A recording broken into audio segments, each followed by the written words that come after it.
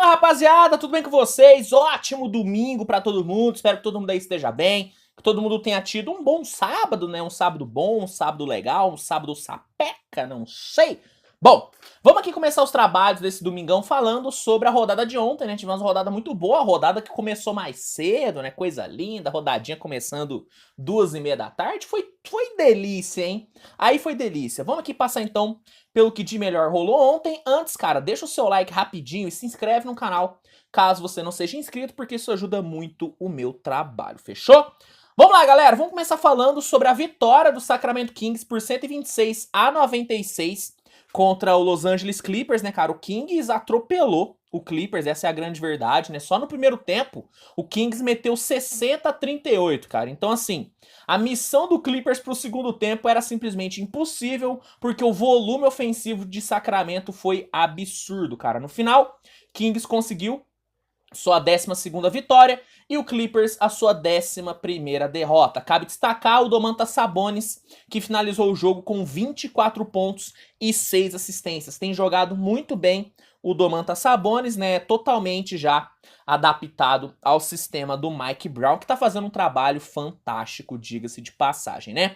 Milwaukee venceu o Charlotte Hornets por 105-96, né? Milwaukee que entrou com o time reserva, sem Giannis, sem Holiday, sem Chris Middleton, e mesmo assim conseguiu ser muito dominante durante todo o jogo, né? O Hornets não ofereceu risco para o Milwaukee Bucks em nenhum momento. O Bob Portis, né? Bob Portis foi o grande nome da partida. Foram 20 pontos, 8 rebotes e 7 assistências. Bob Portis tem jogado muito bem, tá? Tem jogado muito bem, inclusive gostaria de ver o Bob Portis mais tempo como titular. Eu acho que ele tá fazendo uma temporada muito boa e poderia ser um pouquinho mais aproveitado pelo Mike Budenholzer. Milwaukee chegou à 16ª vitória na temporada e o Hornets a sua 16ª derrota, tá bom? Toronto teve um jogo muito sólido contra o Orlando Magic, venceu por 121-108, né? O Raptors foi muito dominante, só sofreu, entre aspas, no quarto período, onde tomam uma parcial de 35-27, mas tirando o quarto período, Raptors foi muito tranquilo. Pascal Siakam flertou com o triple-double, foram 26 pontos, 8 rebotes e 10 assistências, e Toronto garantiu a sua 12ª vitória, volta a ter campanha positiva, enquanto o Magic caminha a passos largos para ter uma das 3 melhores escolhas do próximo draft. Magic chegou à sua 19ª derrota até aqui. Oklahoma conseguiu uma grande vitória para cima do Minnesota Timberwolves, né? Thunder venceu por 135-128, né? O Thunder fez um primeiro tempo muito sólido, muito sólido, acabou sofrendo bastante no terceiro período, o Wolves voltou muito bem do intervalo, mas no quarto período, Oklahoma se reorganizou, teve um Shai Gilgeous e um Josh Giddey num nível muito bom e conseguiu garantir a 10ª vitória na temporada. Minnesota, agora com campanha negativa, tem 12 derrotas. Shai Gilgeous foi o grande destaque da partida, 33 pontos, 6 assistências e 3 roubos de bola para o futuro All-Star Shai Gilgeous-Alexander. Já tô falando agora, esse moleque vai pro All-Star, porque tá merecendo muito, tá bom? Vamos falar agora sobre um dos melhores jogos da rodada de ontem, talvez até o melhor jogo, que foi Portland Trail Blazers e Utah Jazz, cara. Blazers e Jazz fizeram um jogaço, onde Portland, por ter um Anthony Simons com a skin de Damian Lillard, né, pareceu Damian Lillard ontem, o Anthony Simons. Por conta dele, o Blazers venceu por 116-111, cara. No primeiro período, o Anthony Simons foi simplesmente bizarro no ataque, né? Ele finalizou o primeiro período com 23 pontos e 5 bolas de 3. O Utah foi bem no primeiro período. Só que como é que você vence um time que tem um moleque metendo 23 pontos no primeiro período? Ficou difícil, né, cara? Então, mesmo jogando bem, o Utah perdeu o primeiro quarto por 40-31, porque o Anthony Simons resolveu apelar, matou bola de tudo que é jeito, teve um aproveitamento bizarro e fez o Blazers abrir vantagem. No segundo período, o Portland perdeu um pouquinho de volume no ataque, né? O Anthony Simons não foi tão absurdo assim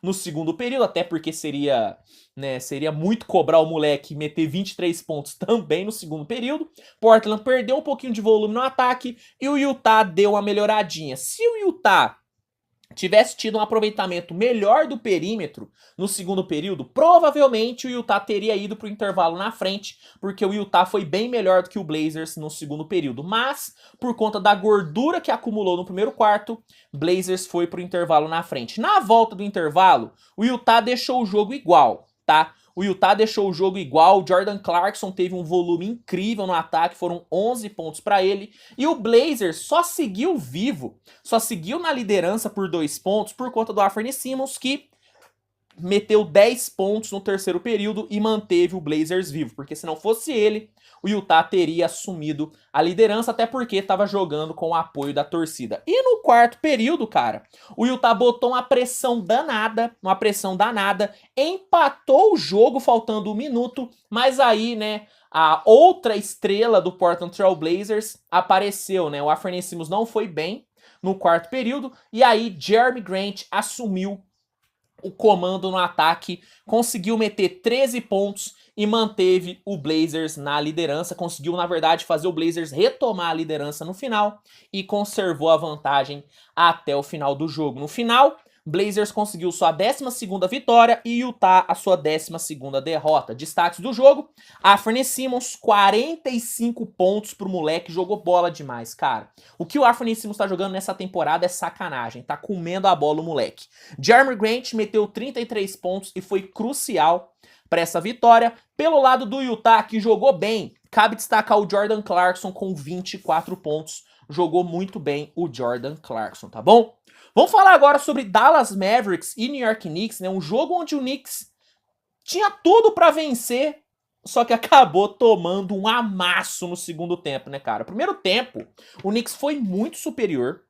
Essa é a grande verdade. Knicks muito superior, conseguiu ter um volume de jogo muito maior. Julius Randle muito bem. O Jalen Brunson, né, jogando pela primeira vez contra o seu ex-time, conseguiu ter um bom volume. E o Dallas, cara, teve um Luka meio sonolento no primeiro tempo e conseguiu, e só conseguiu, na verdade, encostar no placar na reta final do segundo período por conta do Spencer Dinwiddie e do Tim Hardaway, que deram um volume, deram um calorzinho pro New York Knicks na reta final do primeiro tempo. Mas a realidade, cara, é que o Dallas não foi bem na primeira metade. O Knicks foi pro intervalo jogando melhor.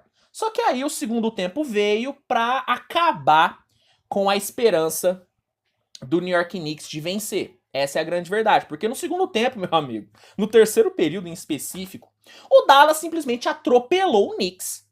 Atropelou. O Dallas meteu uma parcial de 41-15 no terceiro período. Você não ouviu errado, não. 41-15. O Luka Doncic meteu 19 pontos no terceiro período. Ele não jogou bem no primeiro tempo, não. Mas no segundo tempo ele acordou, meteu 19 pontos no terceiro período. Tim Hardaway meteu 17 e o Dallas simplesmente, cara, amassou o New York Knicks. Amassou o Knicks, não teve reação. E no quarto período, só pra vocês terem noção do amasso, o Jason Kidd nem botou o Luka Doncic e Tim Hardaway pra jogar. Botou os reservas, e os reservas do Dallas ainda foram melhores do que os titulares do Knicks, cara. Então, assim, foi bizarro como o jogo mudou depois do intervalo. Foi absurdo, cara. Dallas conseguiu sua 11ª vitória e o Knicks a sua 13ª derrota. Destaques do jogo: Luka Doncic, 30 pontos, 8 rebotes, 7 assistências e 4 bolas de 3. E Tim Hardaway com 28 pontos e 8 bolas de 3 foram os destaques da partida. Mas, cara, que jogo maluco. Que jogo maluco. Realmente, o amasso que o Knicks levou, eu não tava esperando. Não tava esperando mesmo, porque, como eu disse, cara, o Knicks foi pro intervalo jogando muito melhor, cara. Eu fiquei assustado com a incompetência do New York Knicks, não vou mentir, não.